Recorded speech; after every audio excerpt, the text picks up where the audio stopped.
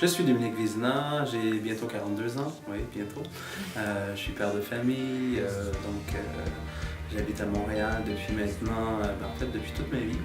J'ai fait un petit saut à l'extérieur de Montréal quand j'étais plus jeune, mais donc je suis montréalais d'origine.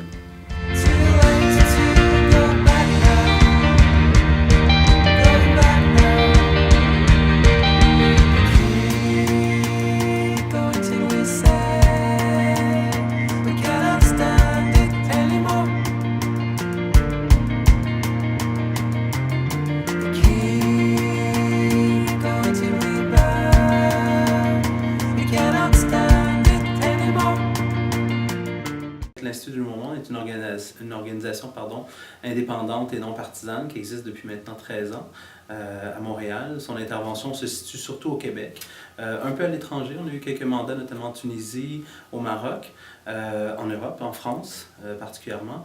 Donc l'Institut en fait est une organisation, comme je le disais, indépendante et non partisane qui vise à accroître en fait la participation des citoyens à la vie démocratique, donc sous toutes ses façons. Donc, notre objectif, c'est de faire parler les gens pour ensuite utiliser ce que les gens auront à dire pour pouvoir, par la suite, influencer les décisions qui seront prises. Pour préciser ma fonction, en fait, je suis conseiller stratégique.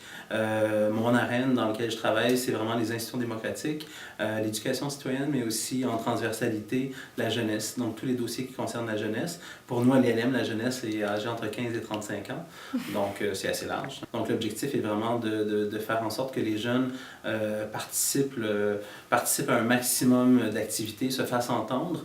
Donc à l'INM, en fait, on décline la participation citoyenne sous 3 façons différentes. La participation électorale, la participation sociale et la participation publique. Donc, c'est les 3 facettes qu'on va travailler et c'est d'ailleurs ce que je vais offrir comme présentation dans quelques minutes. Donc, c'est de parler des 3 sphères et comment les jeunes peuvent prendre leur place au travers de ces 3 sphères-là de la participation citoyenne.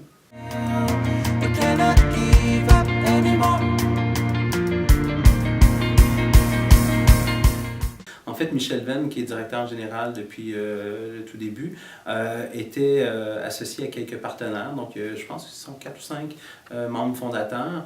Et à l'époque, en fait, Michel était éditorialiste du quotidien Le Devoir à Montréal, qui est un quotidien national d'importance quand même, peut-être plus intellectuel. Mais Michel a été donc éditorialiste pendant une quinzaine d'années et avait envie, plutôt que juste s'exprimer, de faire bouger les choses.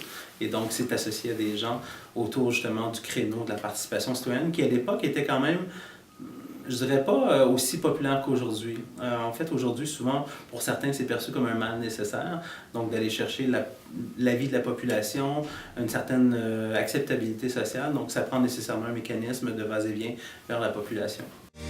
Before it all collapses, we should walk by. Il y a aussi des enjeux qui sont des enjeux majeurs et structurants pour le Québec d'aujourd'hui. Et on se rend compte que les solutions, en fait, sont complexes.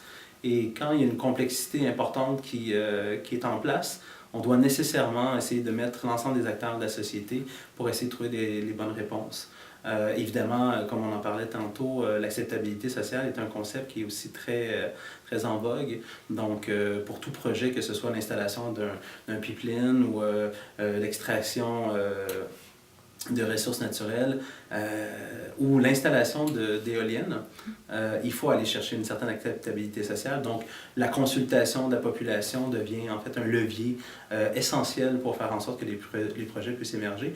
Donc, je dirais que le contexte actuel fait en sorte que on est dans une mouvance de consultation. On est même passé dans un moment, depuis les 4-5 derniers mois, je dirais qu'on est dans une époque maintenant de surconsultation. Donc, on consulte sur Internet, on consulte, le gouvernement dit « Ah, on part en tournée pour consulter la population ».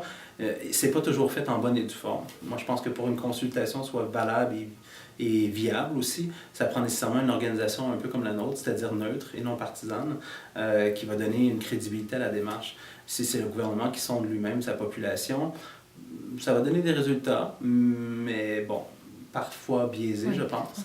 Je dirais que l'INM a un défi, en fait, un défi de pérennité, quoi qu'il en soit au niveau des gouvernements. Donc, faire en sorte que sa mission devienne reconnue et crédible et que ça devienne systématiquement, qu'on ait recours à nos services pour aller chercher justement cette crédibilité au niveau de la consultation des citoyens. Quel que soit le gouvernement en fait, et le parti au pouvoir.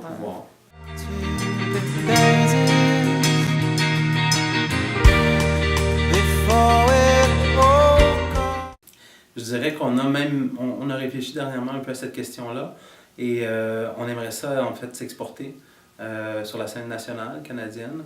On aimerait aussi avoir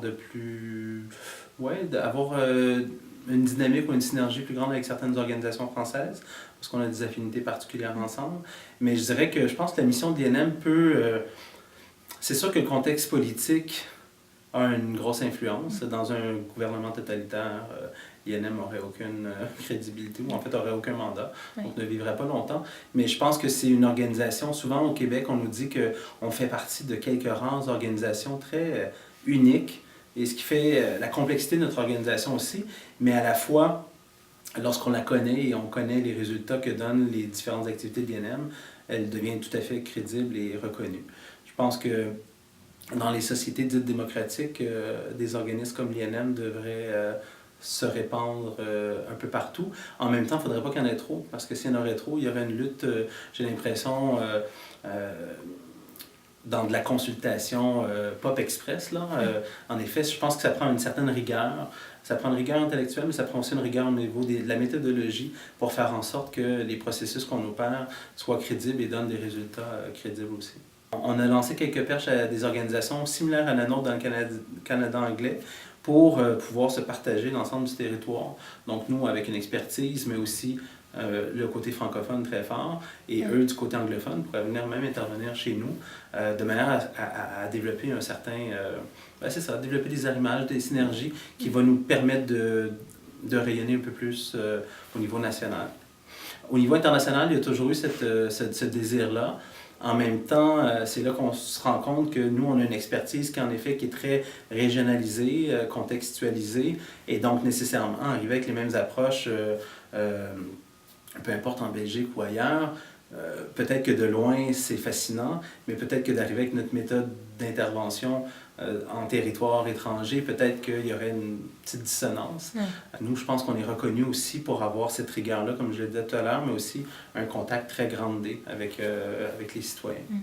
Et autant les jeunes. Les jeunes aussi, ça donne une saveur particulière parce que tu peux travailler, oui, avec les entreprises, les organisations, le gouvernement, mais quand tu travailles avec des jeunes, la mission est la même, mais donc, nécessairement, ça prend une capacité d'adaptation, de vulgarisation, qui fait en sorte que le message puisse passer d'une clientèle de 15 ans jusqu'à une clientèle d'une organisation de 25-30 ans d'expertise.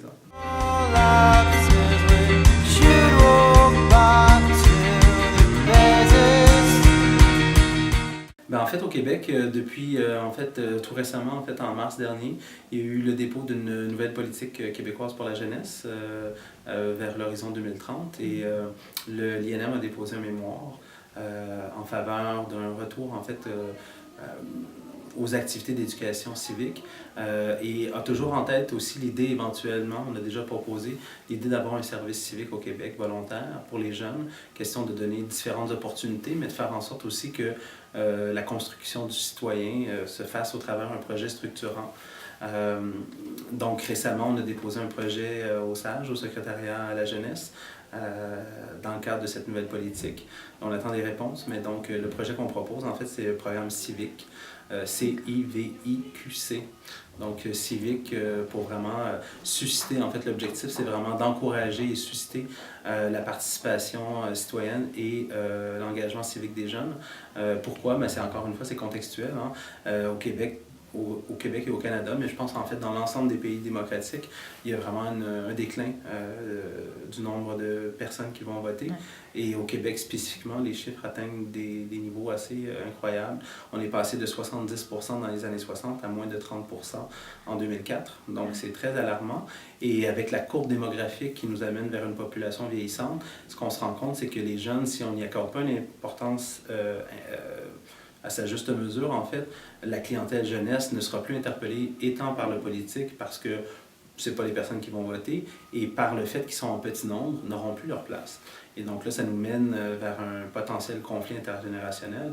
Donc on essaie de travailler dans l'optique éventuellement d'avoir une stratégie nationale qui pourrait nous mener vers un certain service civique composé d'un rite de passage civique au primaire, au secondaire, pardon, et ensuite la possibilité d'aller faire stage au Québec, dans le Canada et même dans le monde, qui pourraient devenir des approches structurantes pour le jeune.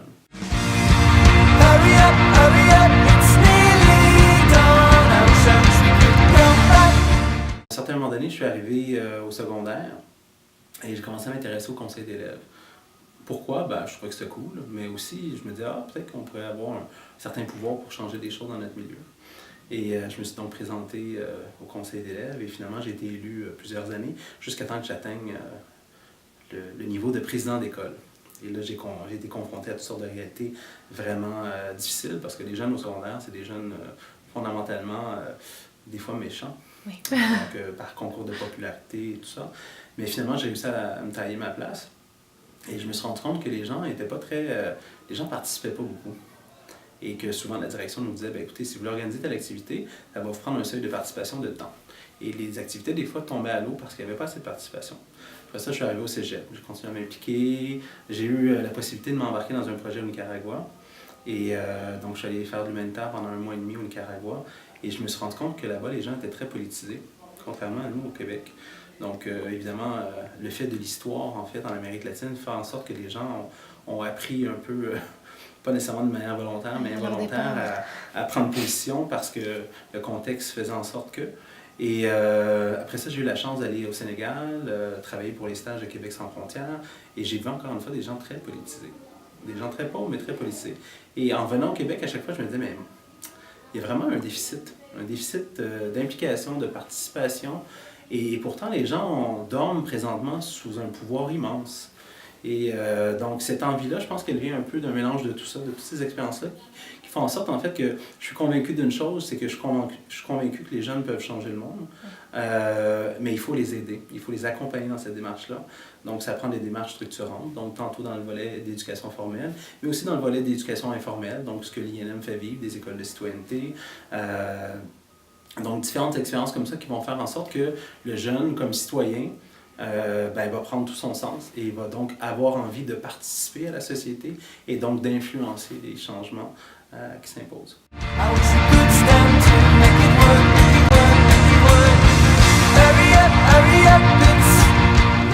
Au départ, en fait, j'étais pas destiné à être dans cette trajectoire-là.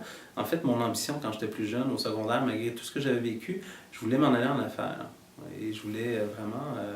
je me voyais déjà comme un grand PDG, un grand bateau, un gros chalet. J'étais très axé sur le matériel, je crois. Probablement parce que ma famille était une famille très... pas nécessairement très riche. Donc, j'avais probablement le désir de... Et le grand coup, en fait, est venu vraiment au cégep quand j'ai décidé de m'embarquer pour un projet d'aide humanitaire au Nicaragua. À la base, je voulais voyager. J'ai toujours dit ça à mes élèves d'ailleurs, à la base je voulais voyager. Et quand je suis rentré dans la grande salle, il n'y avait que des belles filles. Et donc j'ai décidé que je m'embarquais pour le Nicaragua. C'était pas des raisons humanitaires qui m'amenaient à vouloir aller au Nicaragua. Et finalement, j'ai vécu pendant 1 mois et demi dans une famille extrêmement pauvre, mais une expérience extrêmement formatrice. C'est là qu'on se rend compte que les êtres humains, en fait, si on est déshabillés de notre richesse et de tout ça, on est tous pareils. Et je me suis rendu compte que finalement, j'avais beaucoup à apprendre. Et j'étais très fâché aussi de voir qu'on ne m'avait jamais expliqué à quel point le monde pouvait être aussi cruel et rempli de pauvreté et d'inégalité sociale. Et par la suite, après cette première expérience, j'ai décidé de poursuivre avec les stages de Québec sans frontières qui venaient tout juste de naître au Québec. Donc, c'est la possibilité de faire un stage d'initiation à la coopération internationale, des stages de 3 mois. Et je me suis retrouvé au Sénégal en choc culturel, mais le plus total. Parce que je trouvais qu'on nous y avait pas bien préparé et de vivre dans un village à un rythme totalement différent de ce qu'on connaissait, avec des contraintes culturelles, religieuses. Ça a été une expérience assez difficile au début, jusqu'à temps que je me rende compte que finalement, il fallait que je lâche ma montre et que je me grande sur le moment présent. Et là, toute mon expérience a changé. J'ai tellement aimé qu'après ça, j'ai été engagé par l'organisme pour accompagner des jeunes en Afrique et après ça, devenir responsable des programmes de stage. Donc, j'ai fait ça pendant quelques années pour l'organisation qui s'appelait avant le Club 2 tiers, qui a été fondue à Oxfam, Québec. Après ça, j'ai eu envie, en fait, d'aller voir le monde des affaires. Donc, je suis allé travailler en recrutement personnel. Je trouvais ça vraiment génial de dire aux gens, écoute, j'ai une job pour toi. Je trouvais que c'est une job qui était positive. J'ai une job pour toi. Il y en avait qu'on contactait pour leur dire le contraire, mais moi, ce que j'avais à faire, c'est d'appeler ceux qui avaient la job. Donc, c'est extraordinaire. Et je me suis rendu compte, par contre, que pour moi, ça n'avait pas un sens, c'était pas remplissant. Ça me remplissait pas. C'était une belle tâche, mais c'était une tâche. Et donc, après ça, je me suis dirigé tranquillement pas vite vers une organisation d'insertion sociale pour les jeunes, ce qu'on appelle au Québec les Carrefour Jeunesse Emploi, qui sont partout présents en région, mais aussi au centre-ville, qui visent à permettre aux jeunes de vivre des expériences stimulantes, significatives, qui les amènent à se réinsérer en emploi. Donc ça, j'ai beaucoup aimé ça. Ça a été mes premiers voyages professionnels en France notamment, en amenant des jeunes faire des stages que j'avais qualifiés d'hors piste. Donc piste pour projet d'insertion sociale et de travail à l'étranger. Donc ma prémisse de base, c'était sortons le jeune de son milieu difficile, amenons-le ailleurs et nécessairement quand il va revenir ailleurs. Et ça a été une réponse concluante. Aujourd'hui, ça fait déjà 15 ans que ce programme-là existe à Québec et ça se poursuit. Et ensuite de ça, j'ai eu une fille, une première petite fille, Aïcha, et je me suis rendu compte que j'étais très démuni comme papa. Pas comme citoyen, mais comme papa. Je savais pas trop quoi faire. Et j'avais un désir fou de comprendre comment se faisait la transmission. Comment j'accompagne mon enfant pour qu'il devienne meilleur que moi, finalement. Et il y a un poste qui s'est ouvert, qui était une nouvelle création du ministère de l'Éducation, en fait. J'avais trouvé dans la définition de la tâche une réponse à ce que moi je voulais être comme citoyen, c'est-à-dire de pouvoir travailler à changer le monde avec des jeunes, mais surtout les accompagner dans cette transformation personnelle, mais aussi transformation collective. Et donc j'ai fait ça pendant 10 ans, au niveau primaire et secondaire, donc des jeunes de 6 ans jusqu'à 17 ans. Et ça a été une expérience vraiment extraordinaire, vraiment extraordinaire. Je pense que oui, je les ai transformés de par les expériences qu'on a vécues, mais je me suis transformé énormément. Et ça m'a beaucoup humanisé, je pense. Ça m'a ramené vraiment à la terre des vaches et de dire, OK, c'est vrai qu'avant, je me disais que les petits pas peuvent changer des choses. Je trouvais que c'était pas assez rapide, mais là, je me suis rendu compte qu'avec les jeunes, je pouvais avoir une action, un impact assez immédiat. Donc, j'ai trouvé ça vraiment génial. Donc, j'ai fait ça quand même pendant 10 ans, mais je trouvais que le contexte scolaire était un peu rigide et contraignant. Et donc, j'ai décidé de poursuivre mon aventure, mais dans une organisation comme l'INM, qui comme on le dit couramment, ou je le dis couramment, c'est la poursuite de mon ADN. Donc, c'est de travailler maintenant avec une population plus vaste, donc la population générale. Et donc, ça coïncide tout à fait avec mes valeurs personnelles de justice sociale, d'inclusion, de participation, d'engagement. Donc, ça m'amène tranquillement pas vite vers un avenir.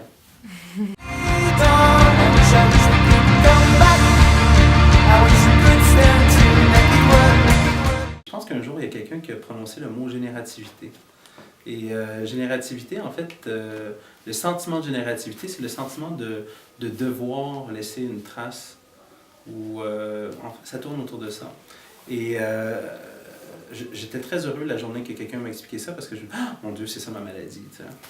Donc j'ai un devoir de générativité, donc j'ai un devoir de laisser ma place. C'est comme ça que je me sens comme individu. Donc nécessairement,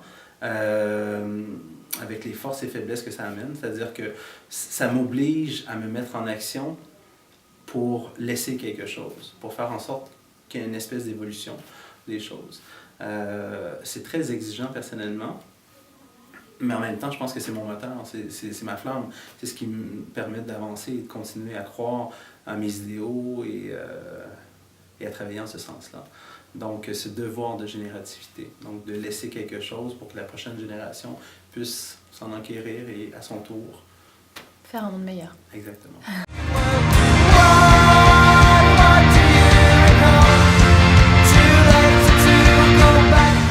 Je donnerais le même conseil qu'on m'a donné quand je suis arrivé en Afrique. On m'a dit, tu vois le masque? Il a une petite bouche et des grandes oreilles. Vous, les Occidentaux, vous avez une grande bouche et des petites oreilles. C'est le meilleur conseil que je pourrais donner. Observe, écoute, avant de parler.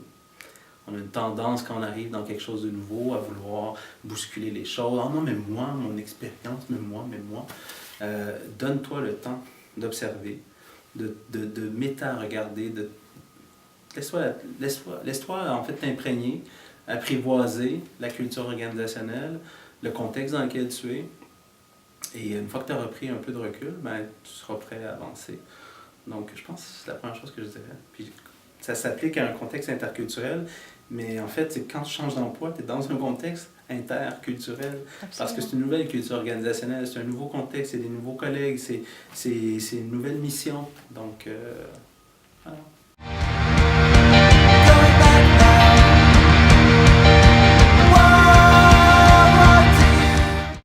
Je pense que plus que jamais, en fait, le momentum est là pour générer des nouvelles idées, générer des nouvelles pistes de solutions. Et je pense que le modèle des organisations tel qu'on le connaît depuis très longtemps est des fois légèrement dépassé. Les façons de faire ont changé. Ce que je trouve, en fait, c'est que quand je regarde, par exemple, le monde des startups, c'est des gens vraiment effrontés, hein, souvent. C'est des gens qui ont une idée en tête, qui sont conscients de leurs faiblesses, mais aussi de leurs capacités, et ils ont un objectif clair. Ils vont tout mettre en œuvre, en fait, pour faire en sorte de parvenir à leur fin. Ce que je trouve génial, c'est que de plus en plus, plutôt que de le faire pour des raisons financières, on le fait pour des raisons sociales, environnementales, humanitaires, solidaires. Et je pense que ça, c'est une partie de l'espoir de demain, en fait. Donc, je pense que le système dans lequel on est, si on n'y adhère pas ou si on est un peu réfractaire, je pense que quelqu'un qui a la fibre entrepreneuriale, tout comme je peux l'avoir et vous devez l'avoir aussi, ça nous donne envie de démarrer nous-mêmes nos propres créneaux et faire en sorte qu'on puisse développer quelque chose qui nous permet de subsister à nos besoins, mais en même temps de laisser une trace.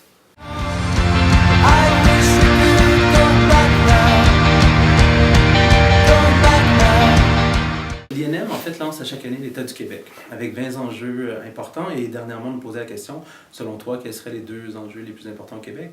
Et les 2 enjeux que moi j'ai nommés, en fait, il y en aurait plusieurs, j'en aurais au moins 5-6 sur ma liste, mais si je vais avec les 2 plus importants, le premier, en fait, c'est la transition énergétique, qui a des facettes multiples. C'est un problème complexe, mais ça touche autant les inégalités sociales que la protection du patrimoine de la biosphère, que notre façon de consommer. Donc, c'est un enjeu qui est macro, selon moi, et qui englobe beaucoup de choses. Donc, je dirais que ça, c'est une des choses sur lesquelles il faut travailler. Puis le deuxième enjeu que j'ai nommé, c'est l'éducation. Parce que des fois, on s'assoit sur nos lauriers en pensant qu'on a un beau système éducatif, il coûte pas cher, c'est extra. Mais en même temps, on l'a vu au fil des dernières années, les gouvernements se sont succédés et plutôt que de voir l'éducation comme un investissement, on le voit toujours comme une dépense. Et donc, on a coupé beaucoup dans l'éducation, ce qui fait en sorte qu'aujourd'hui, on a des tensions dans le milieu éducatif québécois qui sont pratiquement, en fait, les solutions sont difficiles à voir. Mais moi, je fais partie de ceux qui voudraient brasser le monde de l'éducation dans tous les sens pour lui donner une nouvelle forme, un nouveau canevas, une nouvelle façon d'enseigner, une nouvelle façon de faire vivre l'auto-apprentissage des jeunes. Donc, je pense que c'est un des fers de lance parce que pour soutenir notamment une transition énergétique, la lutte aux inégalités sociales, les changements qu'on veut opérer dans notre société, je pense quand même si on dit souvent que l'éducation a le dos large, ben oui, l'éducation a le dos large, ça part à la maison, mais l'école, c'est le milieu structurant par excellence, c'est le milieu où on passe le plus de temps. Donc, pendant que ces jeunes-là sont captifs, saisissons leur intérêt et aidons-les déjà à devenir des éléments de transformation positifs de notre société.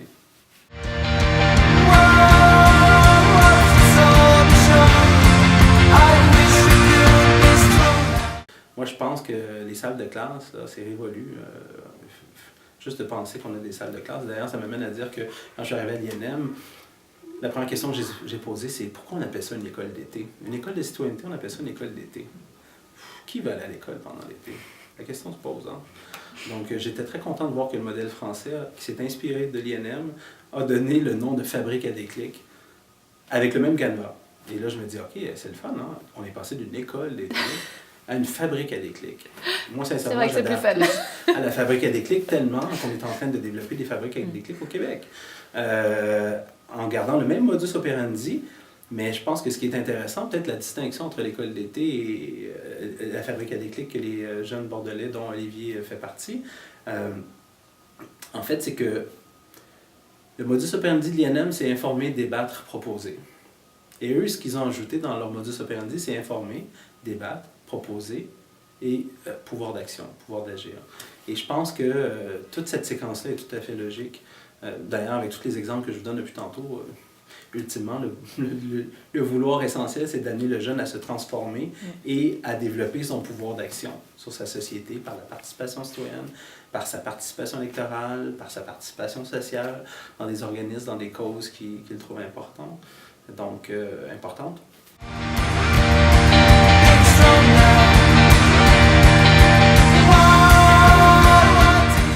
Je pense que c'est un doux mélange des deux. Je pense qu'on a avant tout des aptitudes qui nous préconditionnent à. Après ça, je pense que c'est l'expérience humaine qui va faire en sorte qu'on développe des habiletés, des compétences propres à l'entrepreneur. Tantôt, je parlais de mon petit parcours de vie, mais quand tu prends le temps de faire ta ligne de vie et de regarder les expériences qui ont été formatrices, tu te rends compte que finalement, tu es le produit de tout ce que tu as vécu. Je pense qu'on a des attitudes à la naissance, un caractère qui définit qui on est, puis l'expérience au cours de notre vie va venir structurer si on devient un bon entrepreneur ou juste un idéateur. Parce qu'il y a des gens, des fois, on sent qu'ils sont entrepreneurs, mais ils ont plein de bonnes idées, mais ils ne sont pas capables de les concrétiser. Je pense en fait que oui, on peut changer les choses jusqu'à une certaine mesure, mais je pense malheureusement, s'il y a autant de migrants qui prennent la mer au risque de leur vie pour se rendre en Europe, mais c'est parce que malheureusement la capacité ou l'espoir n'est pas quelque chose de palpable. Et si c'est pas palpable d'améliorer ton avenir, ben nécessairement tu es prêt à tout sacrifier. Nous, on est chanceux, on est né dans des systèmes, sans l'avoir demandé, dans des systèmes qui nous permettent d'évoluer, de rêver, d'avoir un maximum de sécurité qui fait en sorte qu'on peut s'épanouir. Mais je pense que c'est pas le propre de tout le monde. J'ai toujours dit d'ailleurs, souvent, à certains entrepreneurs qui se targuaient ou qui riaient à l'effet de dire ben, ceux qui ont des paradis fiscaux et qui font beaucoup d'argent, c'est des gens très intelligents. Et moi, de leur dire, ben, tu sais, si tu n'étais pas né au Québec, tu n'aurais pas réussi à acquérir tout ce que tu as acquis. Parce que si tu étais né avec la même personnalité au Bangladesh, c'est ça. Malheureusement, le système ne t'aurait pas favorisé. Mais c'est grâce au système et donc tu dois payer tes impôts. Ce que tu dois redonner aux autres, ce que tu as eu ce qui t'a permis de te déployer, de t'actualiser comme tu l'es devenu. Donc, c'est la moindre des choses, c'est de payer tes impôts.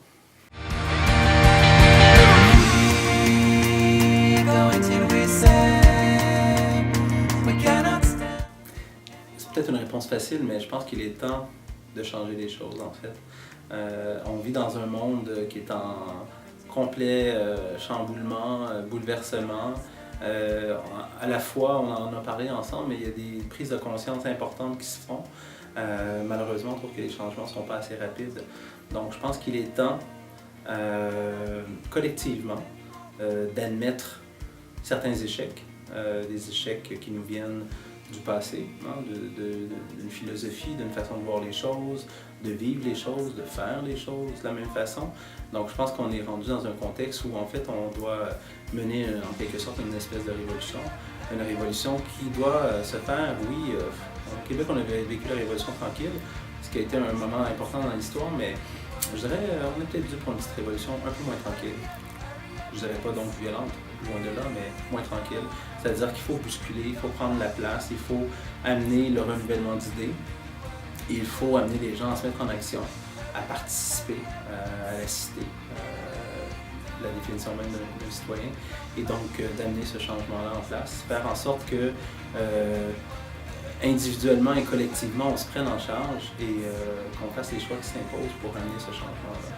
On dit souvent que le changement part de soi, c'est vrai, mais je pense que le changement, s'il part de soi, il faut qu'il puisse rayonner aussi dans la collectivité pour qu'il y ait vraiment, véritablement des changements qui puissent s'installer d'une manière durable. il est temps de passer à l'action. Il est temps d'agir et de faire de nouveaux projets, car nous sommes la génération de demain. Il est temps de rêver et après ça, il est temps de passer à l'action pour réaliser ces rêves-là. Oui.